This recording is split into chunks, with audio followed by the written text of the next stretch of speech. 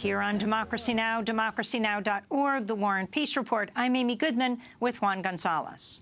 We're hosting a roundtable discussion looking at President-elect Trump's pick for Defense Secretary, retired General James Mad Dog Mattis. Mattis testified before the Senate this week during his confirmation hearing on Thursday. Our guests are Aaron Glantz, senior reporter at Reveal from the Center for Investigative Reporting. His latest investigation is headlined, "Did Defense Secretary nominee James Mattis commit war crimes in Iraq?" Also with us in D.C. is Trita Parsi, founder and president of the National Iranian-American Council, author of A Single Roll of the Dice, Obama's Diplomacy with Iran. His forthcoming book, Losing an Enemy, Obama, Iran, and the Legacy of Diplomacy. And in Boston, where we'll start, is Professor Andrew Bacevich, retired colonel and Vietnam War veteran. His latest book, America's War for the Greater Middle East, A Military History.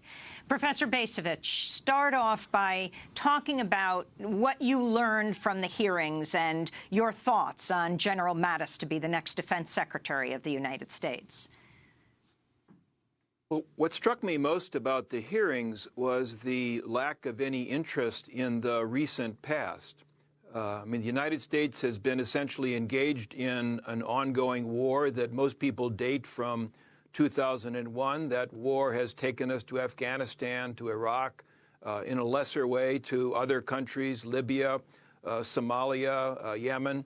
And I was struck by the fact that none of the senators basically asked General Mattis, well, General, how is it that we haven't won? We haven't won anywhere, winning in the sense of conclusively achieving our political objectives, however you might want to define those objectives. And given that we haven't won, what should we be doing differently? What would you do differently as Defense Secretary to compensate for this record in which the greatest military in the world, as we are constantly told, doesn't get the job done? And Professor Bacevich, during his testimony, General Mattis repeatedly called for the U.S. military to be more lethal. Your response to this emphasis of his on the killing ability of the U.S. military?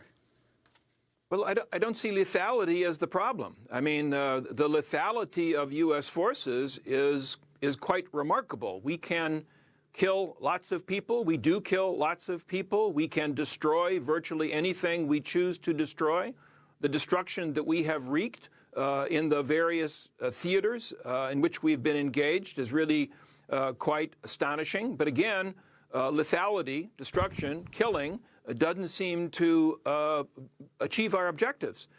So my own sense is that a lack of lethality, it does not define the core problem. I think the core problem is much closer to recognizing where force is of value, where it is useful, and to distinguish that from situations in which war is not useful or is indeed counterproductive. And I think, broadly speaking, the U.S. military's role, U.S. military activism, in various parts of the Islamic world over the past several decades has been counterproductive. And again, I find it disturbing that no member of the Senate Armed Services Committee is willing to acknowledge that record of failure and to ask our next Secretary of Defense what he proposes to do to amend that sorry record.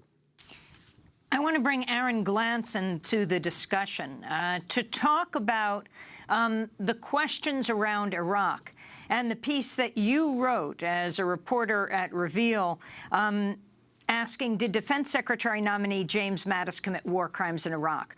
We spoke to you yesterday briefly about this before the hearing, but lay out what your allegation is and whether you think any of these issues were addressed yesterday.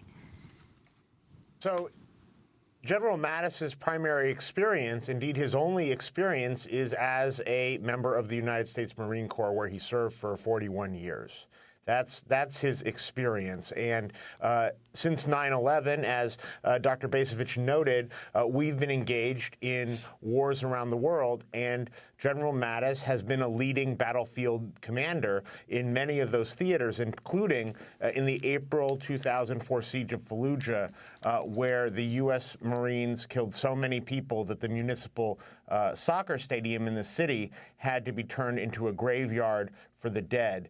There's documented cases of U.S. Marines shooting at ambulances, shooting at aid workers, destroying shopping centers, raising huge issues, not only of violations of the Geneva Convention over targeting protected groups, but also of proportionality, because the entire battle was launched to get the people who killed 4 Blackwater security contractors in a city of 300,000 people, about the same size as Oakland, California, or Pittsburgh, Pennsylvania, was leveled in response under the command of General Mattis. That was not discussed at all during the hearing, either from an accountability perspective, which is what I was suggesting in my article, questions that should be raised about whether or not he committed war crimes, but even in a more limited way, what did you learn as a battlefield commander in Iraq, in Afghanistan,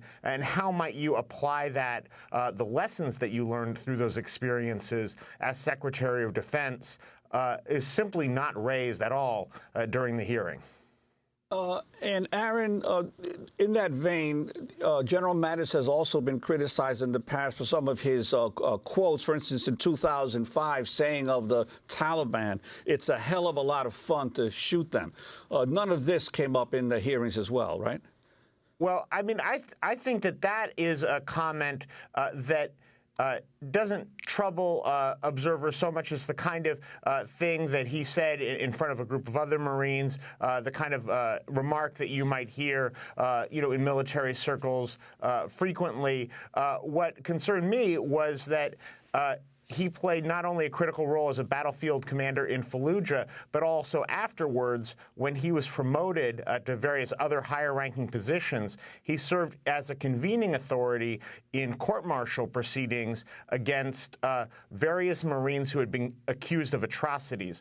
For example, in the Haditha massacre, where a group of Marines went on a killing spree after one in their unit was killed, and they killed, according to a Time magazine investigation, dozens of Iraqi civilians in their homes and also in a car and up on a ridge.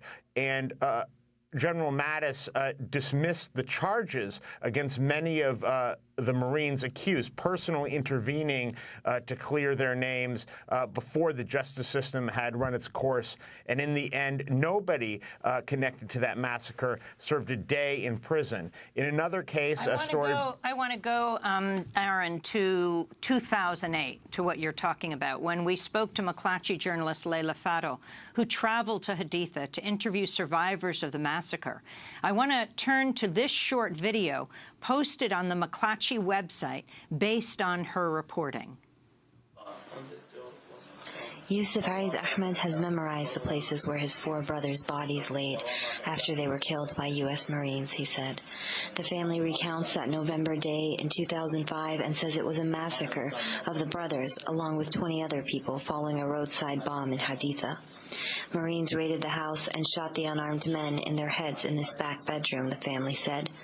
Now they are angry that no one is being held accountable. Charges against 6 of the 8 Marines accused in the case were dismissed, and 1 Marine was found not guilty on all charges. I'm angry at those who send them innocent. They weren't supposed to be sent innocent. That's it. The reminders of their deaths are everywhere. The white plaster that filled in the bullet holes in the wall, the dried blood that are now just faded gray spots under a new paint job on the ceiling, and the closet where one brother was shot inside and the other's corpse leaned up against the wardrobe. That was Leila Fadel, McClatchy journalist who traveled to Haditha. This was way back in 2008. And talk about what came of this, Aaron. As I was saying, in the end, only one person was convicted in connection to this massacre. It was just for dereliction of duty. Did not spend a day in prison.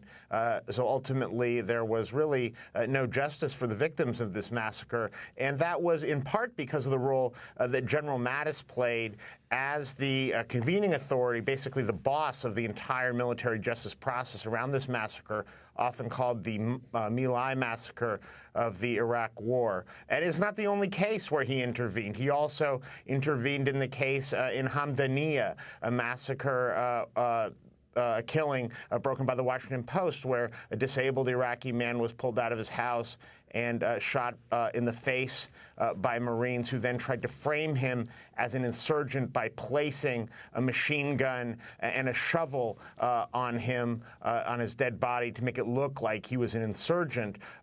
General Mattis, in that case, intervened and freed Marines from prison after they had already been convicted in connection with that killing. So he has a record that really should have been examined during the hearing yesterday that senators did not ask about.